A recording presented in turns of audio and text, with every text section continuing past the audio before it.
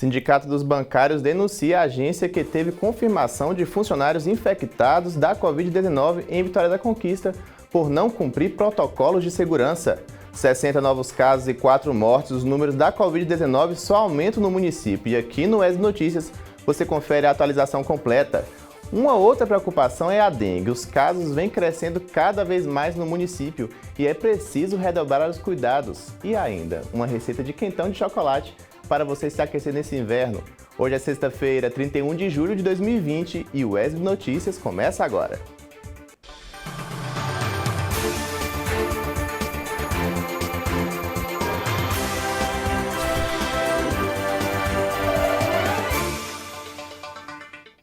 Olá, tudo bem? Seja bem-vindo ao ESB Notícias. Aqui é informação, formação e conhecimento. E foi prorrogada até 31 de agosto a campanha de vacinação contra o sarampo. Na Bahia, a estimativa é de se vacinar 6,5 milhões de pessoas, mas desde o começo da campanha, no dia 23 de março desse ano, somente 350 mil tomaram a vacina contra a doença. O sarampo, gente, é uma doença viral aguda, considerada uma das mais contagiosas, com potencial para ser extremamente grave, afetando principalmente crianças menores de 5 anos, especialmente as malnutridas e bebês não vacinados, mas que pode acometer também pessoas em qualquer idade não vacinadas. A única medida, gente, efetiva de prevenção contra o sarampo é a vacina tríplice viral, distribuída gratuitamente nos postos de saúde, que também imuniza contra a cachumba e a rubéola. O Sindicato dos Bancários de Vitória da Conquista denunciou uma agência aqui da cidade após funcionários testarem positivo para a Covid-19. Segundo a categoria, a agência seguiu funcionando sem realizar o procedimento padrão de desinfecção, mesmo com os funcionários infectados. Confira na reportagem do estudante de jornalismo Gabriel Pires. O Sindicato dos Bancários de Vitória da Conquista denunciou ao Ministério Público do Trabalho a agência do Santander de Vitória da Conquista. Segundo o sindicato, 4 funcionários já testaram positivo para o coronavírus, sendo os 2 últimos no dia 27. Acontece que nesse caso do dia 27, no dia seguinte, dia 28, a agência já estava funcionando normalmente como se nada tivesse acontecido. O banco apenas colocou esses 2 funcionários em home office e manteve a agência funcionando no dia 28, com todos os funcionários trabalhando e sem fazer a devida higienização da agência. Na manhã de ontem, nós fomos até a agência do Santander denunciada e presenciamos filas com clientes aglomerados e um funcionário orientando os usuários do banco sem distanciamento recomendado. De acordo com a pesquisa divulgada pela Universidade Federal de Minas Gerais, bancos são lugares de médio risco de contaminação, comparando a hospitais e transporte público, que são considerados de alto risco. Então era preciso que a agência fosse fechada, que fosse feita a sanitização na agência e que os funcionários fossem afastados por 14 dias para serem monitorados e, no momento posterior, fosse feito um teste para a Covid-19 nesses funcionários para ver se alguém também mais tinha contraído o vírus fruto do contato com esses colegas. O sindicato também pede que regras mais rígidas de distanciamento sejam adotadas e que EPIs, como máscara de acrílico, sejam entregues aos bancários. Além disso, a gente tem tentado tratar com os bancos um protocolo caso algum funcionário teste positivo para o coronavírus, que é o afastamento desse funcionário das atividades por pelo menos 14 dias, o afastamento da equipe de trabalho desse funcionário também por igual período, para a sanitização da agência, com a higienização de todos os espaços, inclusive das áreas de autoatendimento. São procedimentos que a gente vem tentando adotar com os bancos para poder preservar a saúde, a vida, tanto de clientes quanto de funcionários. Isso é super importante, né? E agora nós continuamos falando da Covid-19, vamos atualizar os dados aqui na cidade. Nas últimas 24 horas, gente, Vitória da Conquista registrou 4 óbitos e 60 novos casos da doença. Vocês vão acompanhar aqui comigo no telão esses dados atualizados. Os casos notificados em Vitória da Conquista hoje já são 17.013, casos confirmados 2.477, casos descartados 9.111, em investigação 3.912, em recuperação 410, recuperados 2.014 e óbitos 53. Desses 2.477 casos confirmados, 781 foram confirmados laboratorialmente e 1.696 confirmados por testes rápidos. Lembrando que esses dados são do boletim divulgado ontem à noite pela Prefeitura de Vitória da Conquista a partir das 19h15. Próxima tela, vamos ver a ocupação de leitos segundo a Prefeitura, como é que está a situação aqui ontem, no caso, né? Como estava a situação aqui ontem. Em Vitória da Conquista, a ocupação dos leitos de UTI, dos 71 leitos, 67% deles estão ocupados. E dos 75 leitos clínicos, 64% deles estão ocupados. Na próxima tela já vem um dado mais atualizado dessa ocupação, que é a da CESAP, que foi atualizada agora às 11 horas, você confere comigo. Dos 71 leitos de UTI, 71% deles estão ocupados. E dos 75 leitos clínicos, 69% deles encontram-se ocupados atualmente. Próxima tela, vamos conferir a ocupação geral, que é o que eu sempre digo aqui, que dá um panorama para a gente de como está a situação em Vitória da Conquista e o número de pacientes internados hoje. Hoje, em Vitória da Conquista, dos 146 leitos, somando UTI e clínicos, 70% deles estão ocupados. E olha como o número de pacientes cresceu bastante essa semana. Quando a gente começou essa semana divulgando os dados da Covid, nós tínhamos cerca de 80 pacientes internados. E no fim da semana, nós temos aí 102 pacientes internados, 22 pacientes aí ocupando leitos de segunda-feira, 22 novos pacientes, né, de segunda-feira para cá. Na próxima tela, vou mostrar para vocês essa atualização por hospital e aí você vai ver uma mudança em alguns hospitais aqui de Vitória da Conquista. Primeiro a gente começa falando do Hospital Geral. Os leitos clínicos, né, são 40 leitos clínicos, aqui está marcando 30, mas são 40 leitos clínicos. Dos 40 leitos clínicos, 83% deles estão ocupados. Ontem essa ocupação de leitos do HGVC estava em torno de 60%. E dos 40 leitos de UTI, 65% deles estão ocupados. Então, HGVC, os leitos clínicos aí entrando nesse patamar vermelho, como eu já disse, quando passa de 70, as cores aqui na nossa tela, né, no nosso gráfico, começam a se modificar para que você tenha uma noção onde a situação pode começar a ficar crítica. No Hospital São Vicente de Paulo, a situação é a mesma de ontem, dos 25 leitos clínicos, 76% deles estão ocupados, e dos 10 leitos de UTI, 70% deles estão ocupados, e a situação continua aí em atenção lá no Hospital São Vicente de Paulo por conta desse patamar acima de 70%. Já no HCC, dos 20 leitos clínicos, 40% deles estão ocupados. E aí outro dado que também deixa a gente meio alarmado aqui é que dos 20 leitos de UTI, 85% deles estão ocupados. No caso do Hospital São Vicente, a situação é mais crítica porque, né, tanto os leitos clínicos quanto de UTI estão acima de 70%. No Hospital Geral, os leitos clínicos estão acima de 80%. E no HCC também, os 20 leitos, a taxa de ocupação dos leitos de UTI estão acima de 80%. Esse é o panorama atualizado da Covid-19 aqui em Vitória da Conquista. Mas eu falo para vocês que não é só a Covid-19 que está avançando aqui no município, não. O Centro de Controle de Endemias atualizou os dados de casos da dengue, zika e chikungunya aqui em Vitória da Conquista. Desde o início do ano, gente, já foram confirmados, acreditem, mais de 2.300 arboviroses aqui na cidade. Você confere mais detalhes na reportagem do estudante de jornalismo Gabriel Pires.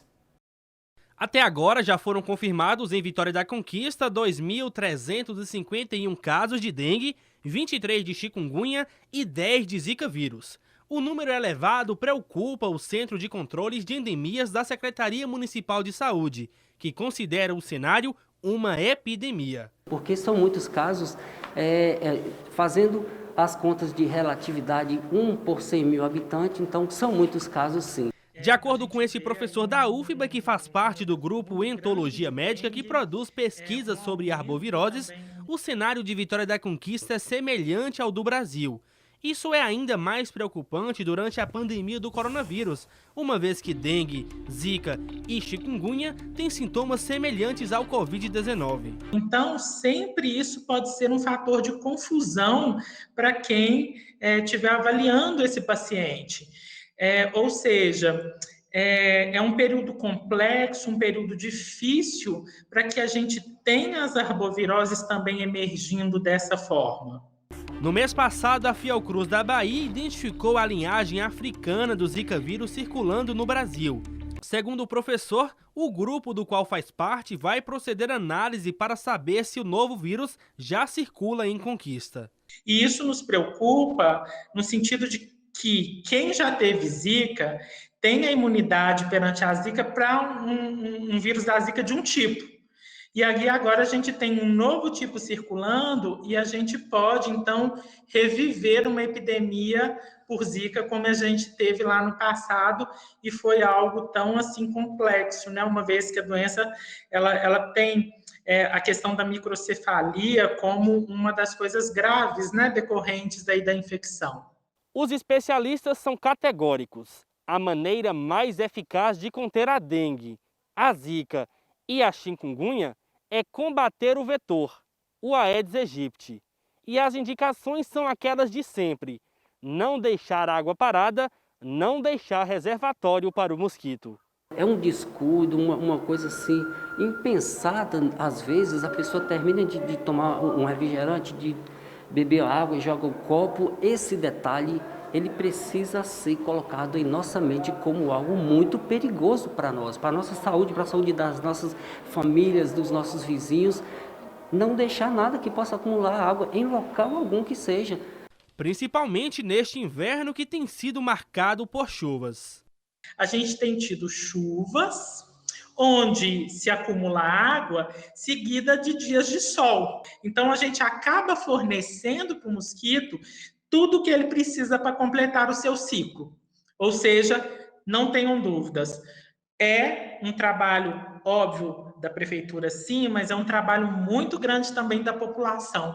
Tá aí uma doença que a população nos ajuda muito, muito no controle. E é importante cada um de nós fazermos a nossa parte.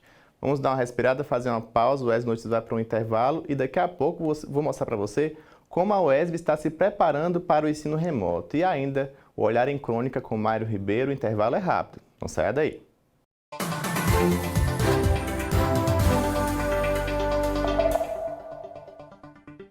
Salas de aulas vazias, corredores sem a energia dos nossos alunos, campi desertos. Não foi assim que imaginamos comemorar os nossos 40 anos. Isso mesmo, são 4 décadas de UESB. Olhando para trás, a nossa história de luta e resistência nos mostra que podemos vencer mais essa batalha. Podemos, juntos, superar os desafios desse momento tão difícil. Para que possamos nos encontrar novamente, o trabalho por aqui não parou. Nos readaptamos. Sem medir esforços, cada um que faz parte dessa história busca contribuir agora para uma sociedade mais segura e saudável. Pois o nosso grande desejo é que logo, logo possamos estar juntos de novo para celebrar. Afinal, é grande o orgulho da trajetória que construímos até aqui. UESB, 40 anos. Conhecimento para uma vida plena.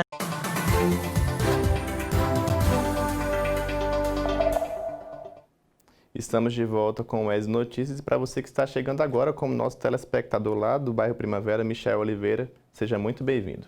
E com a pandemia da Covid-19, as aulas foram suspensas desde o fundamental até o ensino superior. Mas até que tudo se normalize, o processo de ensino vai passar por adaptações e a UESB já está se preparando para esse novo normal. Confira na reportagem de Cristiane Santana. Desde o início da pandemia que o cenário na UESB permanece assim. Pouca movimentação nos 3 campi da instituição. Mas o que não quer dizer que a universidade está de todo paralisada. Muito pelo contrário, muitas atividades administrativas, por exemplo, são desenvolvidas de forma remota. E apesar da prorrogação por tempo indeterminado da suspensão das atividades presenciais de ensino de graduação, pós-graduação e extensão nos 3 campi da UESB, recentemente a instituição aprovou o ensino remoto emergencial. Em reunião realizada em 9 de julho, o nosso Conselho Superior de Ensino, Pesquisa e Extensão, CONCEP, aprovou a retomada das atividades letivas no nosso calendário acadêmico 2019.2 para o ensino de graduação da UESB. O pró-reitor informa que foram criadas 3 comissões especiais para viabilizar a modalidade de ensino e, em breve, o resultado dos estudos será apresentado no CONCEP previsto para o próximo mês. Comissão 1 tem como papel organizar um levantamento sobre as condições de inclusão e acessibilidade digital dos nossos discentes.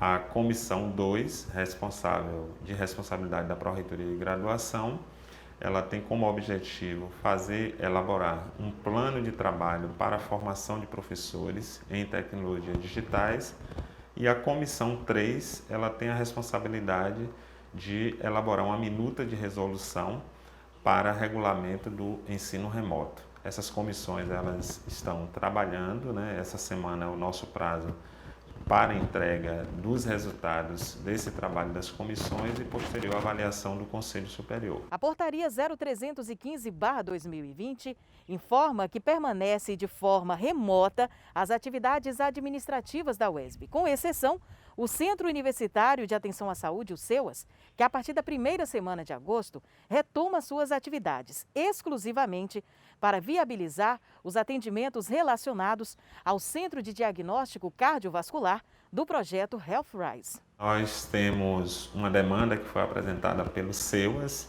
ao nosso comitê emergencial, que foi apresentado um plano de biossegurança, né, para organizar essas atividades de retorno do CEUAS.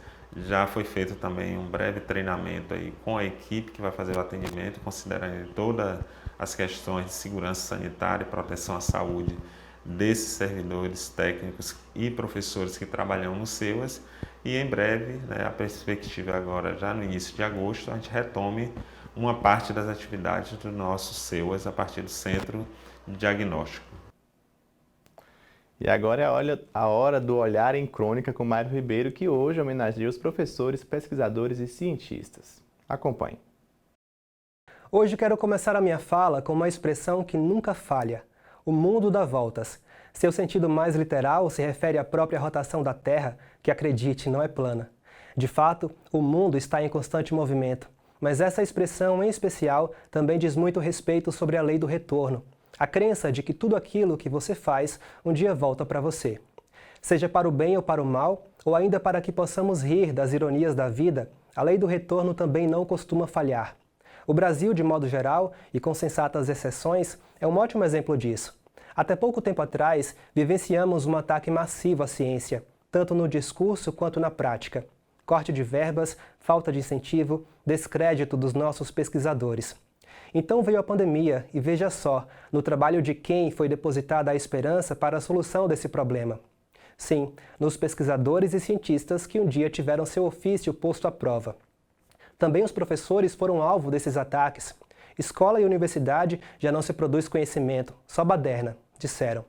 A verdade é que a educação por aqui sempre foi alvo, mas dessa vez e em tantas outras passaram dos limites. E então, a pandemia veio para provar pela enésima vez a importância desses profissionais que a todo custo estão se reinventando. Com a suspensão do ensino presencial, a baderna agora é feita de casa. Novas dinâmicas, novos desafios, um novo e ainda mais exaustivo ritmo de trabalho. Sim, o contato faz falta. A sala de aula faz falta. Até porque a realidade do ensino remoto não contempla a todos. Falta estrutura, falta acesso. Falta muita coisa, sobretudo reconhecimento. O Brasil não precisava de um vírus para aprender que investir em ciência é investir no próprio futuro, para entender que pesquisa não é passatempo, é trabalho e dos mais importantes. A gente não precisava desse cenário para perceber que professor não é inimigo e que a educação é e sempre será prioridade. O mundo dá voltas, e se a partir de agora todos se envolverem no movimento constante de reconhecimento e valorização desses profissionais, tenho certeza que no futuro não muito distante sofreremos o impacto positivo dessa ação, vivendo num país melhor, livre de um vírus igualmente perigoso, o da ignorância. E no próximo bloco você vai ver que o inverno conquistense deve ser um dos mais rigorosos dos últimos anos. O intervalo é rápido, não saia daí.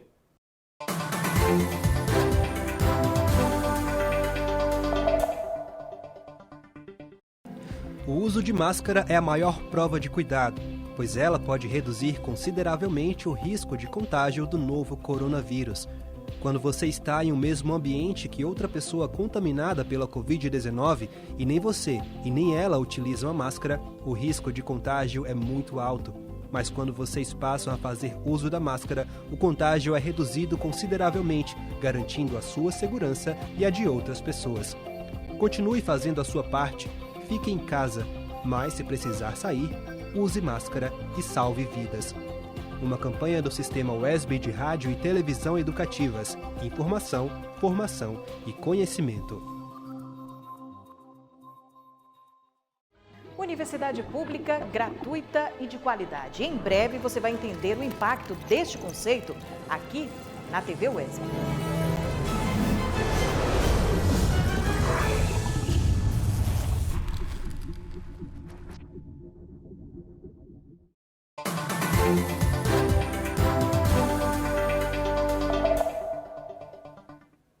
De volta com o UESB Notícias e agora a gente vai falar da previsão do tempo. Hoje o tempo amanheceu completamente diferente dos últimos dias aqui em Vitória da Conquista, fechado e com garoa no início da manhã. A temperatura logo no início do dia foi de 12 graus, vamos ver como é que vai ficar o tempo hoje nos próximos dias aqui na cidade. A mínima prevista era de 14, foi muito abaixo disso, a máxima de 22 com 57% de possibilidade de chuva. Amanhã, perdão gente, isso aqui tá, os dias aqui estão marcando errado, tá? Mas aqui é sexta, sábado e domingo, então eu vou corrigir para vocês. Sexta-feira, hoje, mínima de 14, máxima de 22 com 57% de chance de chuva. No sábado, que não é sexta-feira aqui, mínima de 12, máxima de 20 com 70% de chance de chuva. E no domingo, que está marcando sábado, mas não é sábado, repito, mínima de 12, máxima de 20, com 73% de chance de chuva. Então, a possibilidade de chuva desses 3 dias é aquela garoa fina que ocorreu hoje durante o dia aqui na cidade. Vamos para as cidades da região agora sim tudo certinho. Em Itapetinga, mínima de 15, máxima de 26, com 47% de probabilidade de chuva, volto a dizer, aquela garoa fina. Em Rio de Contas, na Chapada, mínima de 14, máxima de 23 graus, com 20% de chance de chuva e sol entre poucas nuvens. Já em Jequié, a mínima é de 18, máxima de 27 graus, com 30% de probabilidade de chuva, mas o sol deve ficar entre muitas nuvens. E o inverno conquistense, gente, deve ser um dos mais rigorosos dos últimos anos. Você vai conferir agora na reportagem de Luiz Pedro Passos como essa temperatura teve influência da Covid-19 e como isso deve impactar no inverno deste ano. Acompanhe. Tem sido comum nesse inverno conquistense, ao acordarmos pela manhã, nos depararmos com esse cenário: garoa fina, nevoeiro e temperaturas baixíssimas. O sol que da metade da manhã sai, dando o ar da graça, engana, e deve ser assim até o mês de agosto. Geralmente, nesse período, maio, junho, julho, agosto e um pedaço de setembro, ele tem baixas temperaturas. É comum nesse período. No entanto, desde 2010, 2011, vem verificando-se que essas baixas temperaturas estão alteradas. A quantidade de dias frios, além dos registros de baixas temperaturas, no caso as mínimas. Até 2018, a gente esteve sob a influência dos El Niño e La Niña. Conquista tá com cara de conquista, não tá? E isso é resultado da ação de 2 fenômenos, o El Niño e o La Niña, responsáveis por provocar alterações climáticas. Mas tem outro fator: cidade parada, atividades industriais com baixo movimento. A pandemia alterou o cotidiano e, por incrível que pareça, o clima também foi alterado. A pandemia tem causado uma retração na atividade industrial, nas emissões de gás carbônico, por sua vez, fuligem e fumaça que vai para a atmosfera. Essa camada de fuligem, de fumaça, de gases, ela provocava, além dos El Niño, as alterações climáticas, relacionadas principalmente às baixas temperaturas e também na quantidade de chuva. Então, basicamente, o clima está voltando à sua normalidade, sem a presença do homem como era antigamente. E nesse frio, uma bebida quente é sempre a melhor pedida, né, gente? O estudante de jornalismo Gabriel Pires traz agora uma receita especial para você, para que você se aqueça neste inverno. Acompanhe. Inverno, friozinho, que tal uma bebida quente? Então, gente, vamos fazer o famoso quentão de chocolate. Não existe uma bebida que seja só no verão, no outono, mas agora no inverno tudo é propício. E esse quentão de chocolate... Para o quentão, você vai precisar de uma xícara de açúcar, 100 gramas de gengibre, cravo e canela a gosto, 2 xícaras de água, 300 ml de cachaça e 300 gramas de chocolate. Em uma panela, adicione o açúcar, o gengibre, o cravo e a canela. Vamos deixar o açúcar derreter, formando uma calda.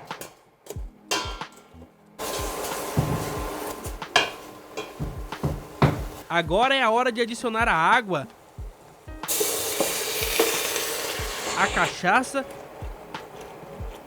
e o chocolate. Com todos os ingredientes na panela, é só esperar ferver e o nosso quentão está pronto. Vamos servir o nosso quentão de chocolate. Vamos inovar e saborear.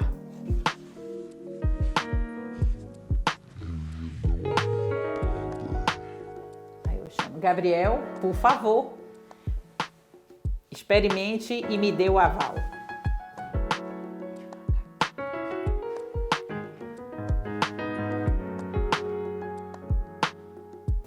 Realmente, pessoal, uma delícia, viu? Para esse inverno aqui de Conquista, as temperaturas estão começando a baixar. Um excelente pedido para uma noite.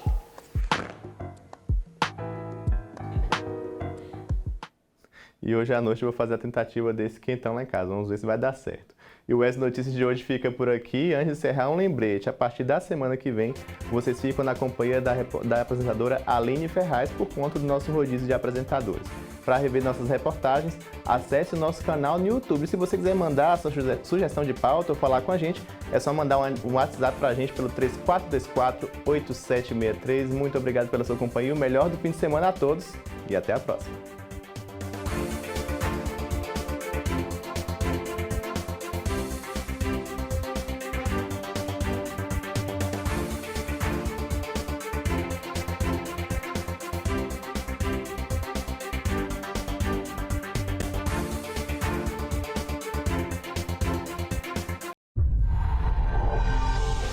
A partir de agora, acompanhe a programação da TVE. É sua, é da Bahia.